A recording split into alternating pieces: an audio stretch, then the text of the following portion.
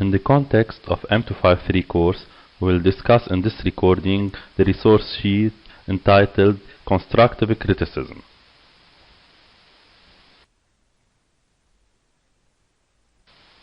Constructive criticism should enable each person, whether as an individual or as a member of a team, to improve their own practice and performance.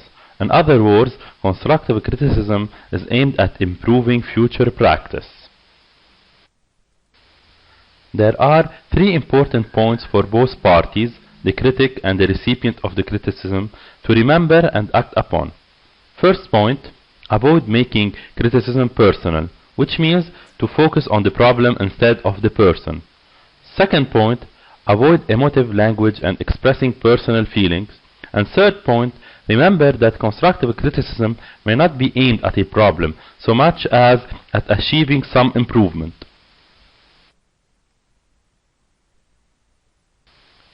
Examples of emotive and neutral language. Emotive language, I hate it when you, etc. Neutral, it creates a problem for me when you, etc. Another example, emotive, completely useless. Neutral language, unable to do this task. Emotive language is any language that communicates human emotions. Language can be neutral or emotive. Emotive language can be positive or negative. Using more neutral language when offering criticism is not a matter of political correctness, but of keeping the pathways of dialogue open.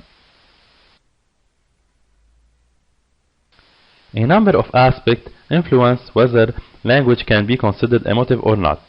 First aspect, subjectivity, which means how someone feels about something, versus objectivity, which means how a completely uninvolved outsider might view something.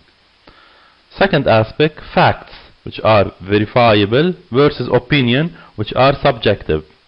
Third aspect, tone of voice when speaking or written language such as the heavy use of exclamation mark, heavy underlining, using all capital letter in a mail.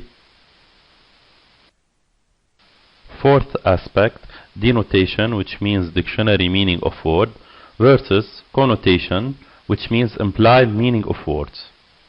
Fifth aspect, the functions the chosen words have within the context in which they are used.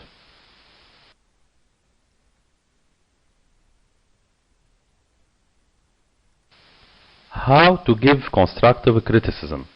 Planning what to say before giving criticism helps keep the criticism bounded and reasonable. Accepting criticism but reserving the right to ask for clarification or to state reasons why something happened is of key importance. Acknowledging where one is wrong is also helpful to the process of giving and receiving criticism, wherever possible. And finally, constructive criticism should result in a concrete suggestion for ways to improve. As a critic, you need to first identify the problem and figure out what the desired outcome should be before beginning any criticism session.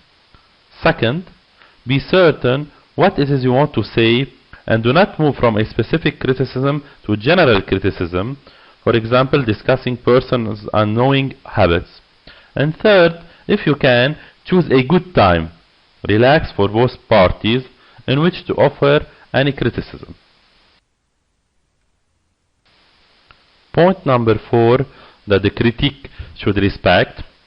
Give the recipient time and space to respond to your criticism. Point number 5, hear the person out. If you respond to the response, keep the tone of your response unemotive, and this should not become a battle of personalities. 6. Do mention the positive aspect of the topic you are focusing on, but be careful not to mix your negative and positive messages. 7. Try to make positive suggestion for improvement as a part of your criticism.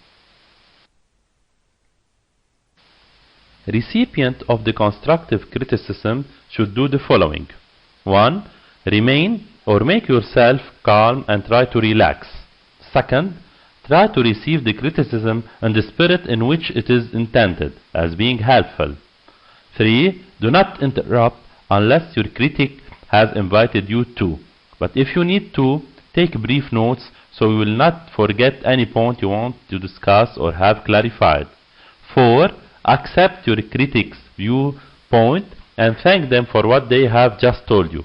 It has probably been as hard for them to tell you as it is for you to receive the message.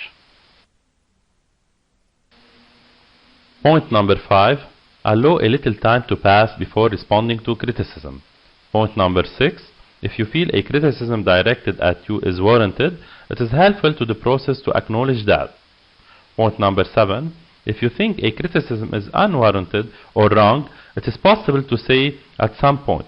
If you wish to respond to a criticism, perhaps by clarifying some fact, try to keep your tone unemotional if you can.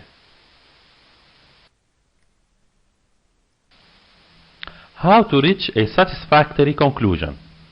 It can be helpful all around if, at the end of a session, both the critics and the criticized summarize in their own words what they feel was said during the session and list any action that someone may have agreed to undertake or explore further. A constructive criticism session is designed to end in one of two ways. 1. An agreement as to what the problem was that caused the criticism. 2. Or an agreement to carry out certain action. Let us now summarize what we just discussed about the constructive criticism. Constructive criticism is meant to be valuable, to improve performance or product, and it should be given and received in that spirit. Planning what to say before giving criticism helps keep the criticism bounded and reasonable. Accepting criticism but reserving the right to ask for clarification or to state reasons why something happened is of key importance. Acknowledging where one is wrong is also helpful to the process of giving and receiving criticism. Use a personal logbook to record valid criticism when they are made, so that you have a record of what was said for later review and reflection.